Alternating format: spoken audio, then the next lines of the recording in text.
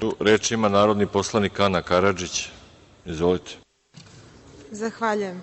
Poštovani predsedavajući, poštovani ministre Šarčević sa saradnicima, dame i gospodo narodni poslanici, obrazovanje je stub razvoja našeg društva i kao takvo je zaista prepoznato od Vlade Republike Srbije.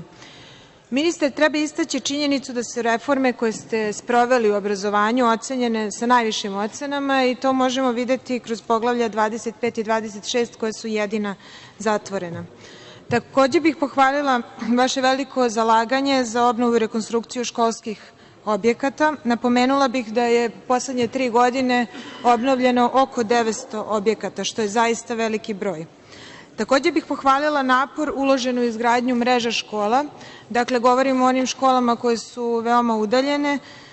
Đaci koji žive izvan gradova nisu zaboravljeni, već je omogućeno njihovo sigurno školovanje. Pred nama su predlozi zakona o izmenama i dopunama Zakona o nacionalnom okviru kvalifikacija, omogućava povezivanje sveta rada i sveta obrazovanja. Od ovog zakona kojeg smo doneli prošle godine, oformljena su sva radna tela koja su bila potrebna, to je dobro, ali to nije jedini korak. Podjednako važna etapa jeste i razvoj svih njegovih delova, neophodno usklađivanja i usaglašavanja potreba različitih institucija u sistemu, ali verujem da na tome efikasno i konstantno radite. Nacionalni okvir kvalifikacija ukazuje na mogućnost za pristup obrazovanju, za mobilnost i napredovanje i profesionalni razvoj. Naravno, obzirom da decenijama unazad nismo ulagali dovoljno u obrazovanje, to se ne može desiti preko noći, ali je važan kontinuirani rad i efikasni koji sprovodite i konkretne rezultate ovog velikog i važnog unapređenja obrazovanja će svakako građani osetiti u narednoj godini. Pred nama su i predlozi zakona o izmenama i dopunama Zakona o osnovnim sistemima obrazovanja i vaspitanja, o dualnom i srednjem obrazovanju. Svi ovi zakoni poboljšavaju uslove obrazovanja. Govorili smo i o digitalizaciji prethodnih godina unazad, počev od elektronske uprave. To se sada sprovodi i kroz obrazovanje, kroz jedinstveni informacioni sistem prosvete. Zatim, važno je naglasiti značaj profesionalnih praksi koji se ostvaruju kako u školi, tako i kod poslodavca kroz rad. Ovo je posebno značajno za poslodavce jer stvaraju mogućnost da određuju profile za potrebna radna mesta već tokom školovanja đaka i studenata. Naš cilj jeste da zadržimo što više mladih ljudi u zemlji i da ih podstaknemo, one koji su otišli, da ih podstaknemo da se vrate.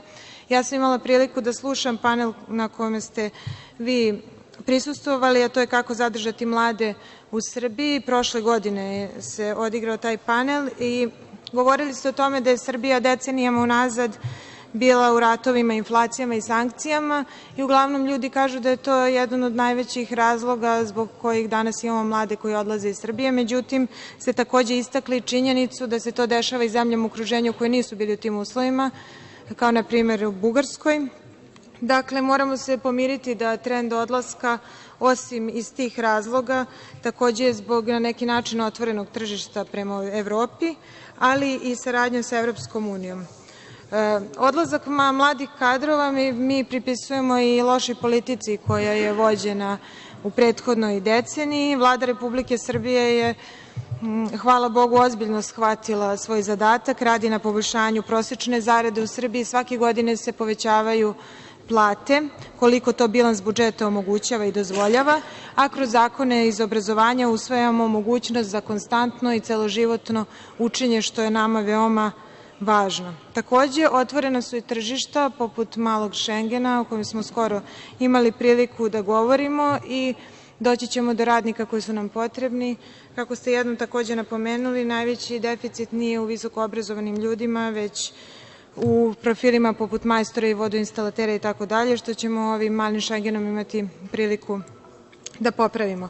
Za kraj, znam da vaše ministarstvo nije nadležno, ali takođe, obzirom da se radi o obrazovanju, ja moram da naglasim koliko se ulaže i u vojno obrazovanje, da su u prethodnoj godini uloženo je oko 300 miliona dinara u obnavljanje Vojne akademije, zatim oko 180 miliona u Vojnu gimnaziju i to zaista jeste odraz rada i truda koji Vlada Republike Srbije ulaže u celokupno obrazovanje zemlje. Takođe su podignuti standardi kadeta, polaznika škola nacionalne odbrane, renoviranjem sportskih centara, streljana, terena itd. Mi se nalazimo u izbornoj godini. Rezultat prethodnih godina je zadovoljavajući. Kažemo zadovoljavajući zato što znamo da možemo mnogo bolje i da je potrebno samo da nastavimo ovim putem. Građani zasigurno osećaju boljitak kada govorimo o obrazovanju u svim sferama i u svim nivoima obrazovanja.